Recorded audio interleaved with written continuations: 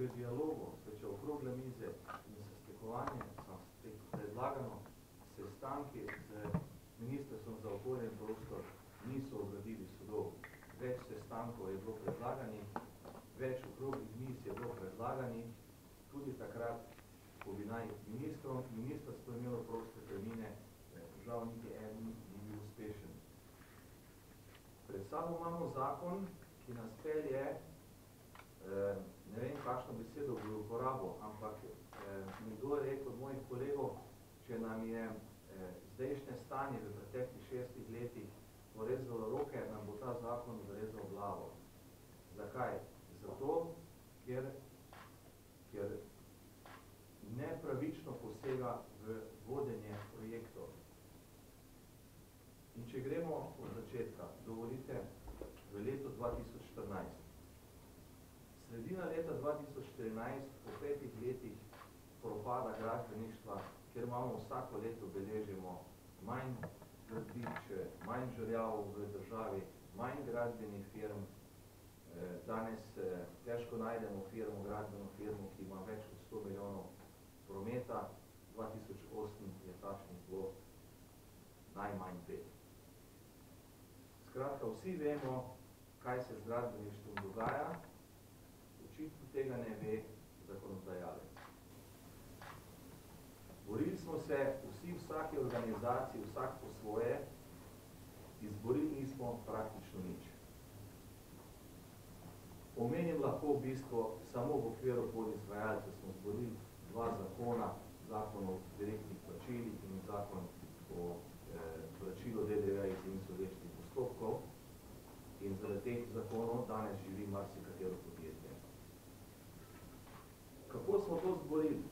Nažalost nismo zborili z dialogom, kar je normalno v demokratični državi.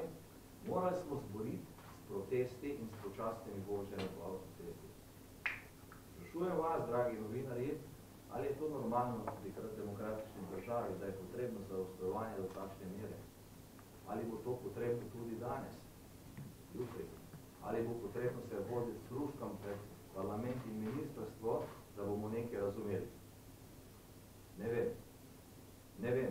Upam, da bo predlagatelj razumel naše sporočilo in naše odločno zavračanje predloga, kaj je predlagal, in da bo pristal na dialog in da ta predlog zakona, kakršnega imamo danes na mizi, ne bo končal v parlamentarni obravnavi.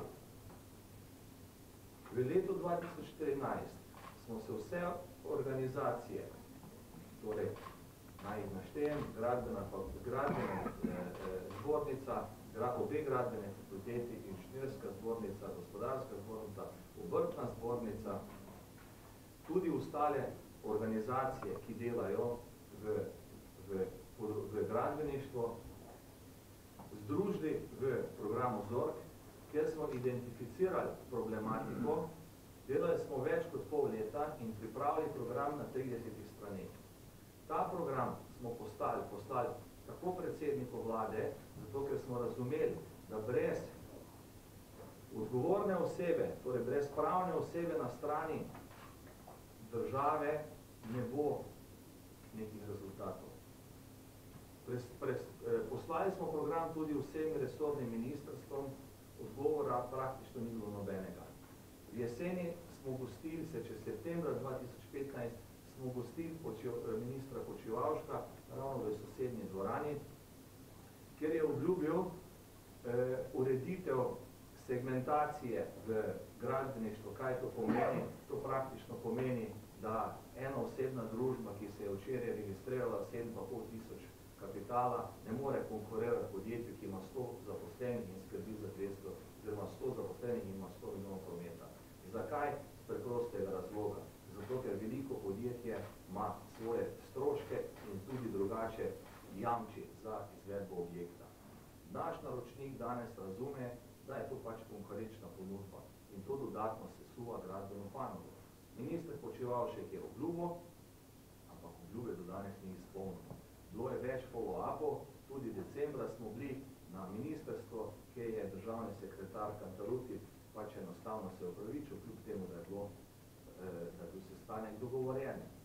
takšno sodelovanje z predstavniki države žal ne bo prineslo rezultatov. To govorimo, lahko govorimo še neštetokrat, ampak odgovornost naj prevzame tisti, ki nič ne naredi. In če gremo, torej predstavili smo našo strokovno stališče, predstavili smo program, odziva ni bilo. Ministrstvo za okolje in prostor je pripravilo zakon, ki ga imamo danes na mizi. Ta zakon, verjemite mi, niti v eni točki ne upošteva priporočil programa ZORG. A se vam zdi primerno, da zakon o gradbeništvu, ki bistveno spremenjuje procese v gradbeništvu in pravila, pišejo odvetniki, ne pa tisti, ki sodelujemo, vsak dan živimo v gradbeništvu. Še več, niti ne upoštevajo nas. Niti ne poslušajo, niti ne sprejemajo naše pripombe in kritike. Zato se ZORG organizacija bo odzvala, oziroma smo se že vsi odzvali, smo dali pripombe in ne sprejemamo nikakršne odgovornosti, dokolikor bo se zakon končal v poslanskih klopeh.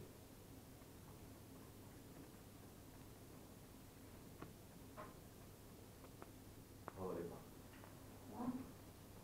Gospa Barbara Škrabak-Flis, poznavalka zakona, kakšno je vaše strokovno mnenje o osnutkih novih gradbenih zakonov na področju gradbeništva?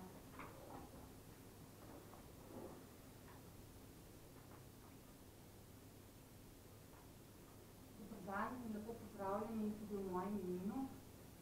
Uvodoma želim podati pojasnilo vezano na članek objavljen zadnji teden lanskega leta v medije. V enem izmed medijev naslov je bil Rušijo, kar so gradili. Moram reči, da naslov ni popolnoma korekten, namreč lahko bi zapisali tudi takole: rušijo, pravzaprav ni pravilen, zato ker ministrstvo ni zgradilo tega, kar smo zasnovali. Pa bom poskušala pojasniti zadevo. Leta 2012 smo strokovni partnerji združeni v inicijativi Odgovorno do prostora pripravili koncept zgodba. Verjetno vsi, ki zasledujete to področje, to pač kratico že poznate. Gre za neko nadgradnjo gradbenega zakona ZGO, ki nosi kratico ZGO, in v bistvu predstavlja predlog, kako poenostaviti umeščanje in dovoljevanje objektov, ker pa je bil zasnovan pravzaprav na enostanovanjskih stavbah oziroma manj zahtevnih objektih, smo ministrstvo že takrat rekli, da pravzaprav ga mora prilagoditi za bolj zahtevne objekte, to je za infrastrukturne objekte in tudi objekte s vplivom na okolje. Mi smo se več let, se pravi vsa ta leta od 2012 občasno, kakor nas je pač ministrstvo angažiralo, trudili z raznimi predlogi za podajanje mnenj njihovim rešitvam, vendar na zadnje rešitve, ki so vključene v zakon, pravzaprav niso bile v celoti usklajene s stroko. Nekatere da, druge ne. In zato, kot je povedal že gospod Požar, mi pravzaprav za ta zakon ne moremo prevzemati odgovornosti in tudi, če ne želimo, da se pravzaprav piše, da je bil zakon pripravljen z nami, ker ga je zaključil sam. Zdaj, zakaj je pravzaprav sploh prišlo do novega gradbenega zakona? Verjetno ste že vsi slišali za eno študijo Svetovne banke Doing Business. Po njej se Slovenija uvršča pravzaprav po mnenju naše vlade in ministrstva za javno upravo precej nizko, čeprav roko na srce Avstrija je samo nekaj let višje. Skratka, naše okolje naj bi bilo nekonkurenčno za domače in tuje investicije in pa seveda posredno tudi za pridobivanje evropskih sredstev. Zato so pravzaprav je vlada sklenila, da je treba zakon o graditvi objektov spremeniti. Istočasno so prišle zahteve gospodarstva in pa seveda pobuda stroke, kot že rečeno, kot že omenjena, pač koncept zgodbe. V nadaljevanju bom pojasnila nekaj stališč Zbora za gradbeništvo do nekaterih rešitev, ki sicer tudi povezavi s cilji, ki so zapisani v izhodiščih za pripravo normativnih sprememb zakonodaje, prostorske in gradbene zakonodaje, ki jih je pripravilo Ministrstvo za okolje in prostor in tudi sprejela Vlada Republike Slovenije. Eden izmed ciljev je bil, da investitor hitreje in z manj stroški pride do gradbenega dovoljenja. Rešitev, ki je zapisana v zakonu, je primerna za manj zahtevne objekte, za hiše, za vrtce in podobno, in to toplo pozdravljamo. Namreč projektna dokumentacija, ki bo zato potrebna, je bistveno manjšega obsega, res pa je, da je to gradbeno dovoljenje bolj lokacijsko dovoljenje, ne pa tudi gradbeno, sedanje gradbeno, in da bo dokazovanje stabilnosti, varnosti, zanesljivosti objektov prenešeno v fazo do pričetka gradnje. To pomeni, da se lahko pravzaprav na tej omenjeni lestvici konkurenčnosti Svetovne banke verjetno premaknemo kar za nekaj mest višje. Žal pa na drugi strani, to, kot smo opozarjali ministrstvo, ta zakon ni primeren za infrastrukturne objekte in ne prinaša nobenega napredka, vsaj znatnega ne za objekte s vplivi na okolje, kjer pa pravzaprav so že zdaj največji problemi pri umeščanju prostor in dovoljevanju. Kaj se nam lahko zgodi pri infrastrukturnih objektih? Predlagana rešitev pravzaprav podaljšuje postopke umeščanja in dovoljevanja za 2 do 3 leta, kar je nesprejemljivo. Poleg tega se investitorju lahko zgodi, da objekta sploh ne bo mogel zgraditi, ker z majhnim deležem, običajno tam nekje 1%, ne more skleniti pogodbe o ustanovitvi služnosti, naprimer pri daljnovodu, ker pa se bo državni prostorski načrt ne bi bil po novem le še koridor in nič bolj natančnega, ne bo mogel ustanoviti služnosti v javno korist. Druga težava tega predloga je, da poleg tega, da se seznanja isto javnost 2-krat in da se pač že omenjeno časovnico nerazumljivo podaljšuje, je pa tudi ta, da se bo morda moral investitor ponovno vračati v sprejemanje uredbe o državnem prostorskem načrtu, torej v fazo, ki jo je enkrat že vrnil, to pa zato, ker je pridobivanje okoljevarstvenih soglasij sedaj predstavljeno v fazo pridobivanja gradbenega dovoljenja, medtem ko je do zdaj lahko okoljevarstveno soglasje pridobival že v fazi uredbe o lokacijskem načrtu. In če se bo moral vračati pa zato, ker nosilci urejanja prostora velikokrat zahtevajo spremembe prostorskih rešitev, to pomeni, da se bo zadeva podaljšala za 2 do 2,5 leti. Kar se tiče objektov z vplivi, moram še to povedati, da inženirji kot vedno imamo rešitev, običajno imamo rešitev za vsak problem, in sicer je naša rešitev zelo konkretna, prijazna investitorjem in tudi skladna z Evropsko uredbo o energetski infrastrukturi skupnega pomena. Kar se tiče objektov s vplivi na okolje, kot sem že rekla, ministrstvo ni uspelo zadovoljivo integrirati tega okoljskega postopka, ki se ga zdaj pelje vzporedno v postopek umeščanja v prostor in gradbenega dovoljevanja, kar je bil prav tako cilj novega zakona. Kaj se je pravzaprav po tej rešitvi zgodi? Integracija je pravzaprav bolj kot ne navidezna, projektna dokumentacija je sicer poenotena, prenizke stopnje obdelave za neko resno delo strokovnjakov s področja okolja, torej v bistvu ta poenotenje te dokumentacije na nek način zavajajoče. Časovnica se podaljšuje za 2 meseca. Pozitivno pa je, da postopka ne bosta več 2 in ne bosta potekala vzporedno, ampak da bo pravzaprav upravna enota oziroma upravni organ v sklopu pridobitve gradbenega dovoljenja pridobival tudi mnenje nosilcev urejanja prostora, se pravi kulture, narave, vode in tako naprej. Kar se tiče pa objektov, ki potrebujejo okoljevarstveno dovoljenje, jih pa zakon niti ne omenja, pa menimo, da jih mora prav tako reševati. Cilj zakona je bila pa tudi okrepitev funkcije nadzora med gradnjo, večja prisotnost države na terenu, s tem je zamišljeno predvsem gradbene inšpekcije. Mnenje zbora je, da je pravzaprav predlagana rešitev neka slovenska pogruntavščina. Namreč zakon vpeljuje novo funkcijo vodje gradnje, ki je po našem mnenju v večkratnem konfliktu interesov.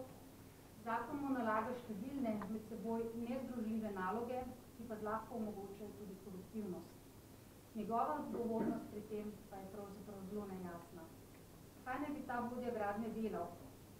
Opravljal naj bi nadzor nad projektiranjem načrtov za izvedbo, zastopal interese investitorja med gradnjo, vodil gradbišče in gradnjo, ter tudi za potrebe upravnega postopka izjavljal, da je objekt zanesljiv, skladen s prostorskimi jak in varen. Zato smo mi prepričani, da vodja gradnje ne more biti hkrati istočasno tudi projektant in da vodja gradnje, kolikor vodi gradnjo, ne more hkrati izjavljati, da je objekt zanesljiv, varen in skladen s prostorskimi akti. Namreč, jaz osebno ne poznam nobenega obveščenega inženirja ali arhitekta, ki kot vodja gradnje ne bi izjavil, da je projektna dokumentacija, ki jo je zagotovil kot projektant, v redu narejena. Prav tako, če kot vodja gradnje vodi gradnjo, zagotovo ne bo na koncu izjavil, da zgrajen objekt ni skladen s prostorskimi akti, varen in zanesljiv. To pomeni, da je treba bodisi naloge, ki jih ta vodja gradnje dobiva zakonom, nekako omejiti, oziroma je vodjo gradnje treba narediti za neodvisno osebo, kot neko podaljšek države, kot je to recimo na Bavarskem oziroma v Avstriji. Naslednja taka stvar, ki bi jo rada omenila, je gradbeni inšpektor. On dobiva pravzaprav veliko odgovornost, ker del bo zadolžen za nadzor nad gradnjo, s tem, da boste v njegovih rokah posredno tudi zanesljivost objektov in njihova varnost, kar nas vse še posebej zanima. Težavo vidim v tem, da te gradbene inšpekcije naše pravzaprav so podhranjene tako številčno kot finančno, da je vprašljiva strokovna usposobljenost obstoječe gradbene inšpekcije, da novih zaposlencev ne morajo pravzaprav angažirati in zato upravičeno dvomimo, da pravzaprav ta gradbena inšpekcija bo lahko upravila to pomembno nalogo. Rešitev vidimo v neodvisnih strokovnih izvedencih kot njihovih pomočnikih, ki pa bi se morali vključevati tudi tekom projektiranja. Še dve stvari bom omenila, ker je pač moj čas omejen.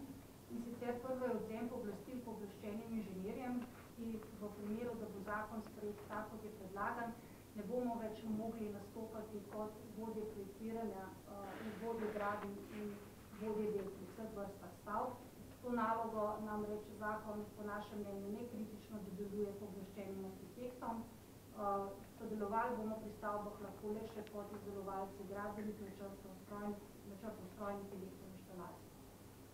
Rada bi povedala, da smo na tem izjemno ogorčeni in da ministrstvo sprašujemo, kako je pravzaprav prišlo sploh do takšne ideje, ali je upravilo kakšno analizo, na podlagi katere je sprejelo takšno odločitev, če se zaveda, kaj pravzaprav to pomeni za študente gradbeništva, strojništva, elektrotehnike, ki imajo tako močno zmanjšati trg dela zaradi krize, kaj to pomeni za organizacijo dela v gradbeništvu, kakovost graditve. Arhitekti namreč danes tradicionalno gledano pravzaprav nastopajo v vlogi nadzornika zelo redko, v vlogi vodja del pa pravzaprav sploh ne. In tudi, če pogledamo študijska programa arhitekture in naprimer gradbeništva, vidimo, da se študenti, pa da smo diplomanti gradbeništva usposobljeni tako za projektiranje, nadziranje, vodenje del, vodenje projektov, medtem ko piše v splošnih in posebnih kompetencah študijskega programa arhitekture, da so diplomanti arhitekture usposobljeni za arhitekturno oblikovanje, projektiranje in urejanje prostora. Skratka, rešitev, kot jo predlaga ministrstvo, je nelogično, takšne rešitve v tujini ni in je nova slovenska zakonodavščina. Še eno stvar bi rada omenila, to je tista druga, kot sem prej rekla, in sicer zahteva po več kot 50% lastništvu pooblaščenih arhitektov in inženirjev v arhitekturni oziroma inženirski družbi. Večina partnerjev vzor je mnenja, da je to v nasprotju s gospodarskim interesom in interesom obstoječih podjetij. Zato predlagamo v razmislek rešitev, po kateri naj bi se več kot 50% lastništvo spremenilo v več kot 50% pravice pri upravljanju v poslovodnih organskih družb. Za zaključek bi pa rada povedala to, da gradbeni zakon po nepotrebno v celoti spreminja sistem udeležencev pri graditvi objektov in sistem izdelave projektne dokumentacije. Oba sta mestoma nedodelana, nerazumljiva. Menimo, da bi bil pri udeležencih zadovoljil popravek v smislu nadgradnje nadzornika in inšpektorja, medtem ko menimo, da obstoječ sistem izdelave projektne dokumentacije deluje dobro. Ker je ministrstvo pripravljalo ta zakon tako, da je pravzaprav pripisalo delno prepisalo, niti ne v celoti rešitve, ki jih poznali v tujini, delno pa si pravzaprav si jih je kreiralo samo. Menimo, da so številne pravzaprav za vpeljavo v prakso zelo težavne in škodljive stroki, gospodarstvu, državi in da se bomo vsi skupaj prilagajali kar nekaj let. Hvala lepa. Hvala. Gospod Igor Banič, vi ste predsednik uprave enega uspešnejših gospodarskih podjetij pri nas. Kaj vi menite o obstoječih osnutkih zakonov in kako boste vplivali na vaše podjetje in vaše gradnje? Pozdravljam tudi z moje strani predhodnika, sta veliko tega okoli osnutka gradbenega zakona in ostalih zakonov, ki so povezani z njim povedala. Mi kot največji gradbenec v Sloveniji v bistvu smo zakon, ki bo podrobno urejal, bom rekel, naše delovanje, podrobno pogledali in moram povedati, da sem razočaran, da kaj takega sploh pride v javno obravnavo. Mislim, da ta zakon v taki obliki, kot je, ni zrel za splošno javno obravnavo. Mislim, da bi najprej morale strokovne službe tukaj več povedati. Definitivno se ne strinjamo z nekimi konceptualnimi rešitvami, ki jih ta zakon podaja. Zakon je bil pisan, to, kar je kolegica Barbara prej rekla, samo za gradnjo manjših enodružinskih hiš, ki za nas v bistvu ne pridejo v poštev. Mi smo družbo za 700 zaposlenimi, kot nove realizacije, zanimajo zgradnje večjih objektov, ki pa v predlogu zakona sploh niso opredeljene.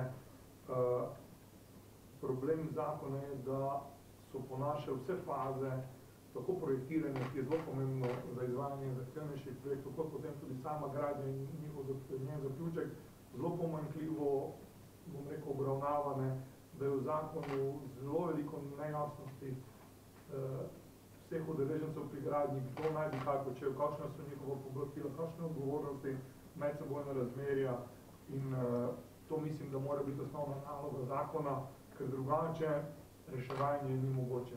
Najbolj sem pa v bistvu žalosten, da če že spreminjamo vse tri zakone, ki urejajo to področje, da to počnemo ločeno, da ti zakoni niso med sabo usklajeni, ker mislim, da cilji so bili pošteni, da se olajša pridobivanje gradbenih dovoljenj, da se olajša gradnja, da se investitorjem omogoči, bom rekel, aktivnejše sodelovanje z vsem tem, ampak predlogi so vsak za sebe napisani, niso usklajeni med sabo in dejansko bodo povzročili družbam, kot smo mi, bom rekel, ne malo težav, poraja se vprašanje, kaj sploh začeti se s pooblaščenimi inženirji, če jih rabimo, uvaja se to, kar je bilo rečeno, nov inštitut vodje gradnje, ki naj bi bil arhitekt, ki nikoli v življenju do zdaj ni bil na gradbišču, razen da se pride ogledati, kaj se dogaja z njegovimi, kjer se je izpustila faza pomembnega dela posla projektiranje, brez nekega vodja projektiranja ali nekoga, ki bo skrbel za to, da bo projekt celovito projektiran in da ga bo potem možno izvajati. Mi ne vidimo, bom rekel, opcije, kako to delati. Nam so odvzete, bom rekel, skoraj vse naloge in obveznosti, vodje gradnje bo odločal vsem, se pravi vodje gradbišča, kot takega ne rabimo več odgovorni vodje delovodi in vsega. Vodje gradbišča bi to moral vse urejati, mi bomo očitno samo tisti, ki bomo zagotavljali delovno silo in stroje, na koncu pa še vedno prevzeli ves riziko. Se pravi, skozi bančne garancije, skozi jamstva, tako da moram reči, da sprašujem zakonodajalca, ali je bilo od teh ljudi sploh kdaj videl, kako se stvari gradijo, bil zraven pri nekem projektu. Mislim, da je zakon res nepopoln, nedodelan in kot tak sploh ne bi smel iti v obravnavo. Verjamem, da bi moral zakon tudi reševati dosti stvari, ki so privedle do stanja, kjer ni samo država in ne drugi, ampak smo tudi sami kot gradbinci krivi, da smo tam pristali. Mislim, da pa zdaj z novim zakonom bil čas, da se uredijo stvari in se jasno definira, da morajo za upravljanje neke dejavnosti oziroma poklica imeti podjetja, ki upravljajo kakršnokoli dejavnost fazi gradnje, tako pripravi, umeščanju, projektiranju, izvajanju in potem vseh drugih fazah, imeti zaposlene, pooblaščene posameznike, ki zagotavljajo, bom rekel, nek nivo znanja, ne da lahko to delamo, da zdaj vodja gradnje lahko fizično, vse sploh ne rabi biti zaposlen v naših zadevah.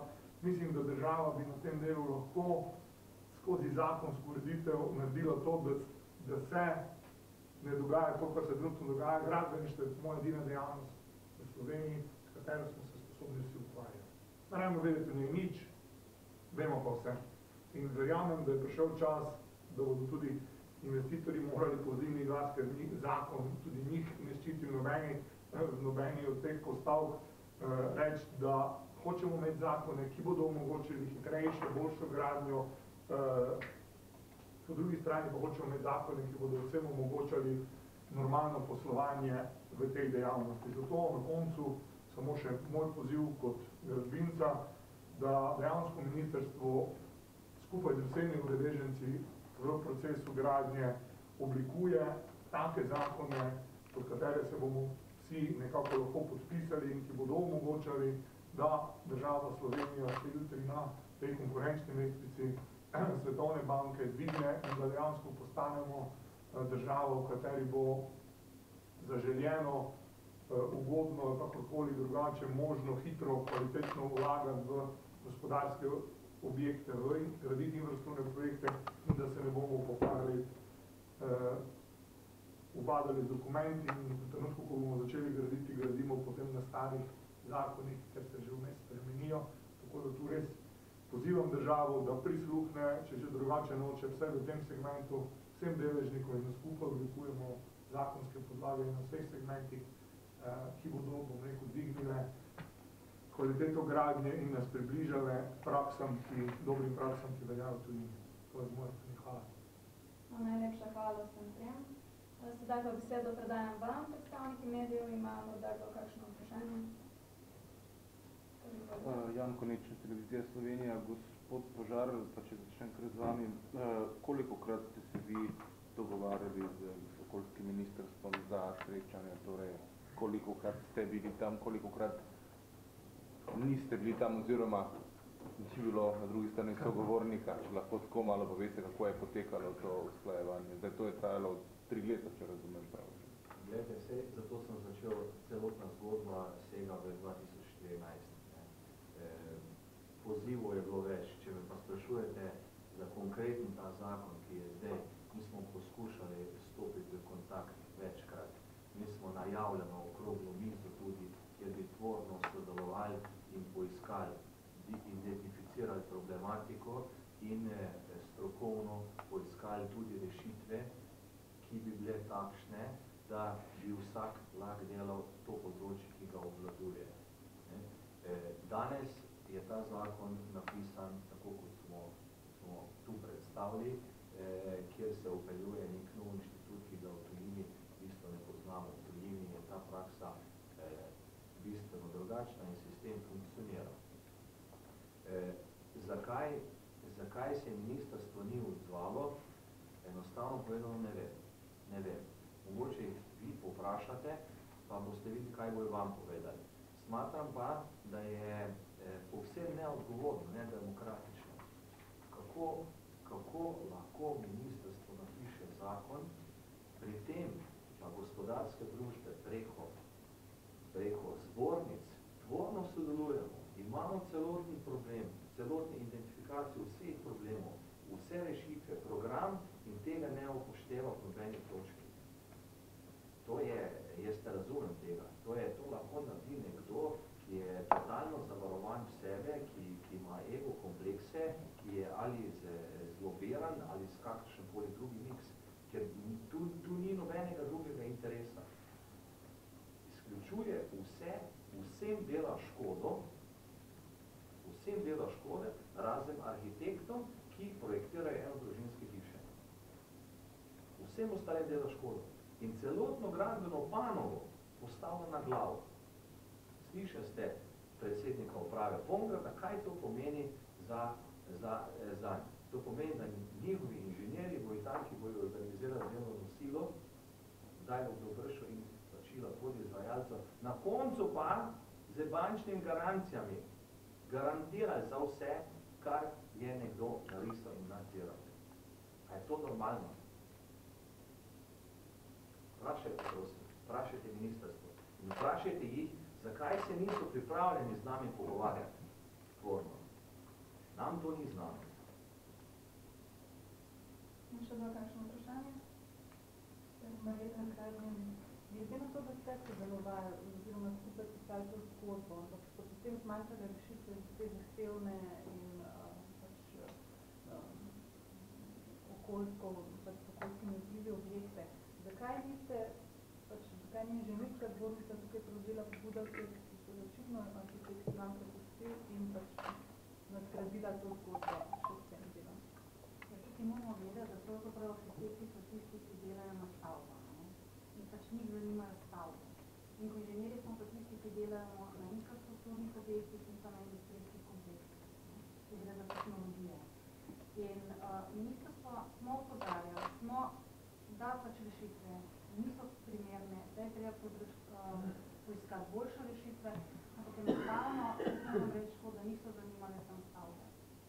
Dejstvo pa je tudi, da kolikor vem, da v fazi priprave besedila zakona niso sodelovali niti z ministrstvom za infrastrukturo, ki ima roko čez na infrastrukturnimi objekti, bodi si cestami, železnicami oziroma energetsko infrastrukturo, niti recimo so slabo sodelovali oziroma skoraj ne sodelovali za svojim delom ministrstva, tudi okoljskim delom, s katerim bi lahko skupaj naša tvorne rešitve.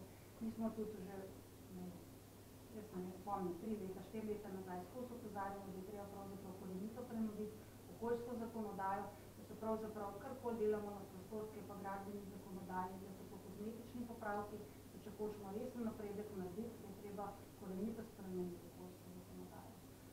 Ampak ministrstvo, čeprav se je zavezalo, da pravzaprav bo to naredilo, in pravzaprav ni pristopilo. Še kakšno vprašanje? Jaz bi samo vprašal, mislim, vemo sicer, kaj so infrastrukturni objekti, so enostavne stavbe, ampak prav razložite, v čem je zdaj tako, da bomo razumeli razlika, da pri tem nadzoru ne razumem točno. Ne, tukaj ne govorim pri nadzoru, pri vodni gradnji oziroma nadzoru je glede na zapis v zakonu o pooblaščenih arhitektih in inženirjih zapisano to, da inženirji imamo še naprej oziroma imajo pooblastila za infrastrukturne objekte, medtem ko se za stavbe ta pooblastila inženirji jemlje. Sedaj pa imamo. Lahko bomo samo še izdelovali projekt, načrte, posamezne načrte, ne bomo smeli nadzirati, ne bomo smeli voditi gradnje, ne bomo smeli voditi del na strani izvajalca in ne bomo smeli nastopati kot vodja projekta za stavbo. Drug problem je pa pravzaprav samo umeščanje prostora in dovoljevanje stavb in infrastrukturnih objektov. Za stavbe so te rešitve v redu, če niso tiste z vplivi na okolje. Ker za tiste z vplivi na okolje ni bistvenega napredka oziroma se časovnica celo podaljšuje, medtem ko za infrastrukturne objekte so rešitve neprimerne. Tukaj sem rekla, lahko se zgodi, da investitor ne bo mogel zgraditi zadeve. Namreč, recimo na primeru daljnovoda, če povem. Investitorji v daljnovode, se pravi, so povedali, da za 1% lastnikov zemljišč ne morejo ustanoviti, že sedaj ne morejo ustanoviti pogodbe o služnosti. Pogodbe o ustanovitvi služnosti. Zdaj, ker je zdajšen državni prostorski načrt dovolj natančen in določa stojna mesta, oni rešujejo to zadevo tako, da sklenejo pogodbo o služnosti v javnem interesu, nekaj, da jih ne razmestijo, ampak na nek način je to to. Ker pa bo po novem državni prostorski načrt samo še koridor in ne bo teh, stojnih mest oziroma mest odkupov oziroma območij za sklenitev služnosti, oni ne bodo imeli pravne podlage in ne bodo mogli več skleniti na ta način kot sedaj pogodbo o ustanovitvi služnosti oziroma služnosti v javno korist. In ker seveda, če pogodb oni za lastniki ne bodo imeli, ne bodo mogli dokazati na upravnem organu, da imajo pravico graditi, da imajo zemljišča, se pravi, vloga za pridobitev gradbenega dovoljenja ne bo popolna in se bojo lahko sam pomagali in naredili naseljenje. To pomeni, da bodo stran vrgli čas priprave lokacijskega načrta, pa čas tiste vloge za gradbeno dovoljenje, ki sicer bo zdaj ne bodo porabljene veliko denarnih sredstev, ampak dejstvo je, da bodo mogli nazaj spreminjati recimo lokacijski načrt. Mislim, da se vsem nam zdi, da je lahko tudi pod vprašanjem energetsko oskrbo.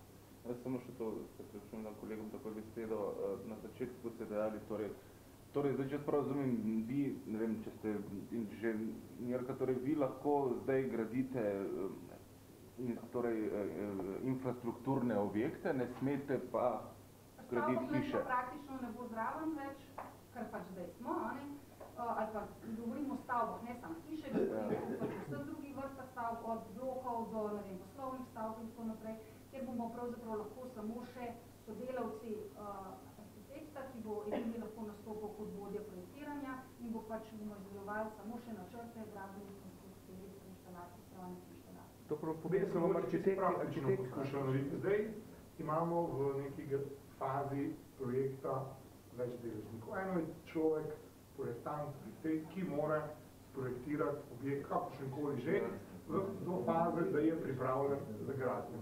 Potem ima investitor na svoji strani človeka, ki skrbi za to, da je narejeno vse tako, kot on hoče, to je nadzornik. In potem imamo mi kot izvajalci na gradbišču glavnega šefa, se pravi vodjo gradbišča, ki skrbi z naše strani, da so zadeve narejene, tako kot treba. Zdaj vse to združujemo v eno osebo vodje gradnje, ki mora poskrbeti, da so projekti narejeno skladno z vsemi zgodbami, da izvajanje poteka tako, kot treba, se pravi, organizira izvajanje in ga tudi nadzira, sam sebe nadzira in na koncu mora skupaj po predlogu gradbenim inšpektorjem zagotoviti, da je vse narejeno v skladu z vsemi tehničnimi in ostalimi normami, ki so potrebne v tej državi, da prideš do uporabnega dovoljenja. In to ne gre skupaj. In opredeljeno je, da lahko to vlogo opravljajo samo za stavbe oblaščeni arhitekti. In to je nesprejemljivo. Človek, ki nikoli v življenju ni bil na gradbišču, ki ne more zagotavljati operativno, ne more zagotavljati, da so projekti narejeni dobro, ne more naročniku zagotavljati, da je narejeno vse v njegovem interesu in po tretji strani organizirati gradnjo. To je lahko pri manjši stanovanjski hiši, kjer bi bilo normalno, da nekdo, ki ti nariše objekt in ti pove, da te bo to stalo x evrov, to tudi zagotavlja. Ampak gradnja je vse kaj drugega še kot gradnja stanovanjskih hiš. Zato tukaj zakon zelo nedosleden in ureja mogoče samo manjši segment poslovanja v tej dejavnosti. Rešuje problem arhitekt brezposelnih. V enem segmentu ja. V bistvu ne bi bil tako kritičen, da zdaj rešuje se, mislim, da tudi arhitektom v osnovi to ni napisano na kožu. Arhitekti s tem dobijo sicer nekaj več pravic, nekaj več aktivnosti, ampak mislim, da oni ne bodo upravili dela, za katere se končni fazi izobražujejo, za katere so specializirani, ampak se bodo morali ukvarjati še z mnogo čemu po mojem niso v tem trenutku kos. Samo oni se še niso oglasili nič. Oni nič ne gubijo. Kako pa mislite, da bi bilo po vašem najboljša rešitev? Pa, veste, težko, jaz sem že rekel prej, težko je enoznačno. Jaz mislim, da če hočemo urediti to področje, je potrebno urediti tako, bomo rekel, gradbeni zakon, tako zakon o pooblaščenih inženirjih in arhitektih, kot tudi prostorski zakon, ki pač ureja umeščanje v prostor in da mora biti to usklajeno. Mislim, da trenutno nimamo tako slabe organizacije, zadeve je treba definitivno na področju pridobivanja dokumentov, pridobivanja okoljevarstvenih in ostalih soglasij, olajšati, boljše opredeliti neke faze projekta, mislim, projektiranja in potem tudi same izvedbe in bi stvar po moje tekla dobro. Mislim, da pravim zakon, ki ga imamo pred sabo, je daleč od tega, da bi bil zrel za neko splošno obravnavo. Menim, da morajo vse strokovne službe, vseh segmentov povedati svoje ministrstvo, to uskladiti in pripraviti vse predloge vseh treh zakonov usklajene in jih potem predstaviti, bom rekel, širši javnosti. To je moje mišljenje. Zelo težko povedati z eno besedo, kaj je boljše, tako ali drugače. Še jaz poskušal vam odgovoriti, če dovolite, jaz se s kolegom Baničem strinjam v tem delu, da pravzaprav je zakon primeren za manjše objekte, v smislu tudi če arhitekt je in vodja projektiranja in vodja gradnje in končno koordinira izvajalce, če gre tukaj za neko stanovanjsko hišo, medtem ko bi morala zadeva biti definitivno ločena, ker obstajajo določene izključevanja pri večjih objektih. Menimo pa, da pravzaprav primerna rešitev bila taka, da bi se ohranjalo obstoječe vloge in samo dodali nekatere naloge sedanjemu nadzorniku. Katere so te? Več odgovornosti. Zdaj pravzaprav on gleda, skrbi za terminski plan, skrbi za skladnost z gradbenim dovoljenjem, pregleduje, a so gradbeni materiali, imajo certifikate, ATS, pač ta slovenska soglasja, tehnična soglasja. Ja, on bi moral recimo pregledovati, ali je projektna zagotavljati, pregledovati, ali je projektna dokumentacija ustrezna, to pomeni, ne bi smel biti projektant. Če hočemo, da je on, da to počne, mora biti neodvisna oseba. In tujini imajo tako, ne. Tujini imajo neodvisne nadzornike, oziroma neodvisne strokovnjake, ki pregledujejo projektno dokumentacijo in hkrati potem med gradnjo skrbijo, da se to tudi implementira. In ti so v bistvu sicer ponekod jih plačuje investitor, ponekod jih plačuje celo upravni organ, imajo enotno tarifo, in v bistvu ti so tisti, ki zagotavljajo neodvisnost pravzaprav nadzora. Namreč pri nas se zdaj dogaja to, da bo projektiranje združeno nad nadzorom in hkrati z izvedbo. In tukaj v bistvu sem prej pač poskusila pojasniti, lahko ki hitro gre stvar narobe. Se pravi, pametne države, urejene države imajo ta nadzor nad zagotavljanjem zanesljivosti, varnosti objektov pravzaprav ločen. To lahko upravlja nadzornik, ampak ta nadzornik mora biti podaljšek države. Lahko pa je nadzornik seveda tudi samosvetovalni inženir, ki upravlja te naloge kot zdaj, pa še recimo skrbi za gradbeno knjigo, vodi investicijo in je podaljšana roka investitorja. Ampak to so zdaj variante A, B, C, D, in o njih bi se bilo treba dobro pogovoriti in predlagati. Mi smo vsekakor zato, da rabimo nek neodvisen nadzor, ki bi skrbel za varnost in zanesljivost objektov, kjer v inšpekcijo ne zaupamo. In to je tisto, zaradi česa so zakoni slabi predlagani? Ne samo to. Ampak ta vodja gradnje je eden izmed večjih problemov, ker dopušča prav korupcijo. Praktično bom povedal še. Rekli, strinjamo se vsi, da je vodja gradnje primerna oseba za eno družinsko hišo, kjer je investicija 100.000 evrov. Pomeni, ali pa 200. Se dogovori z investitorjem in izpelje od želje, odnostitve, projektira idejnega projekta, PGD-ja, dovoljen, PZI-ja, izvedbe, še simulacije, skoordinira izvajalce, zaključi zgodbo. In na nek način nek SP ali pa neka manjša firma, nek biro za arhitekturo, tudi za to lahko odgovarja. Kako si predstavljate, da bo takšen SP, arhitektov ali pa skupina največji biro za arhitekturo v Sloveniji danes v tej krizi, ne vem, če je veliko čez 10 zaposlenih, pa še to je 3/4 študentov. Zdaj vas pa sprašujem, v Sloveniji imamo sicer redke, ampak so ostale projekti, ki so tudi 30, 40, 50 milijonov. Kako bo ta biro zagotavljal odgovornost za izvedbo takšnega? Pri tem pa dela vse to, kar so kolegi že našteli. Veste, kako bo naredil? Tako, da bo od izvajalca, ker pri izvajalcu so največja finančna sredstva, zahteval bančno garancijo in je bo prenesel naprej do investitorja. Zdaj pa pogledajte izvajalca. Izvajalec bo dal bančno garancijo za svoja dela, ki mu ni dovoljeno, da jih vodi. To so problemi. In to ne gre, to v praksi je to bo kolaps. Če do tega pride, bo kolaps. No, mi na tej točki bomo zdaj zaključili, sogovorniki vam bodo seveda še tukaj na voljo za izjave, če jih potrebujete. Rok Bender, zbornik za arhitekturo. Jaz bi vprašal Barbaro, oziroma možete kar zbor za vse, če so prepričani, da pravilno berejo ta določila, ker se piše, da so te pravice za vodjo gradnje rezervirane samo za arhitekte, namreč naša zbornica to bere drugače, so prepričani, da je to mislil tudi zakonodajalec. Bom odgovorila, Rok, ja. Samo pozarjam se na razlogi, ko rečemo tem v izjave posamično.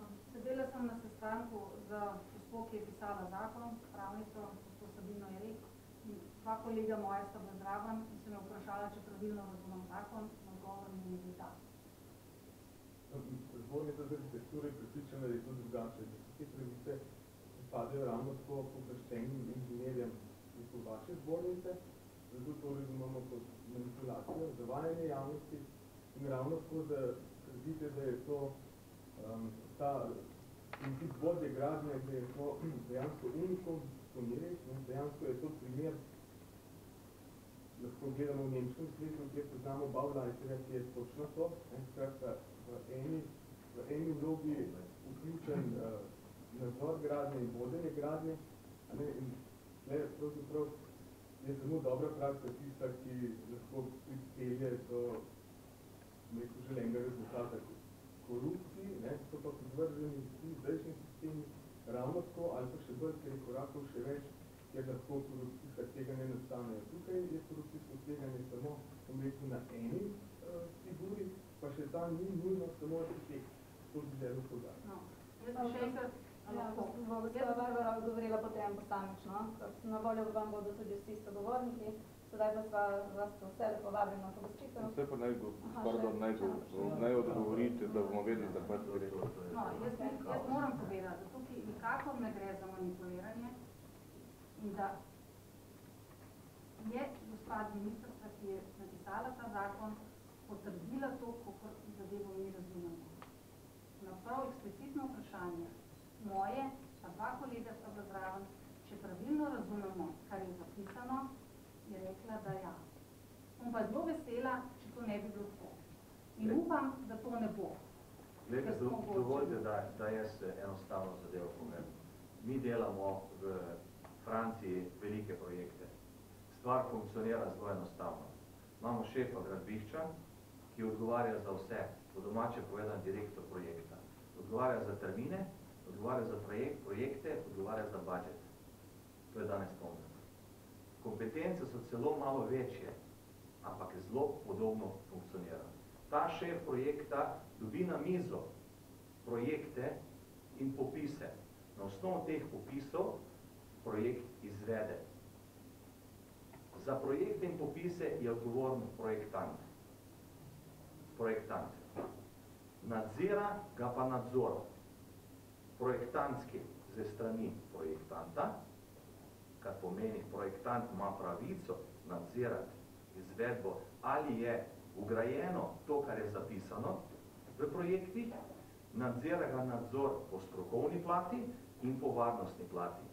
In sistem je zelo podoben kot pri nas, tako kot pri nas zdaj funkcionira.